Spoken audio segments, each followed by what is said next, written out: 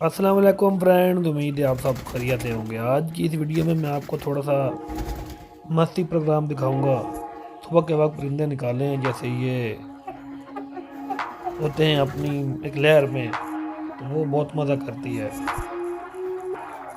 देखिए माशाल्लाह, पट्टियों का शौक करें, एक ही कलर में, एक ही फेस में, एक जैसी दोम, एक जैसे फेस, एक जैसे कलर। बस कद में थोड़ा बहुत चेंजिंग होगी, बाकी बॉडी स्टाइल, फेस स्टाइल और दुम इनकी एक जैसी होगी। बहुत यूनिक कलर में है माशाल्लाह। मेरी किंग लाइन से ये पट्टियाँ हैं, इनकी काफ़ी वीडियो मैंने दी हैं यूट्यूब पे। अपने चैनल है आप बसीत पे नर का शौक करें माशाल्लाह, ये बस ऐसे छोड़ा मिट्टी में खेल ले।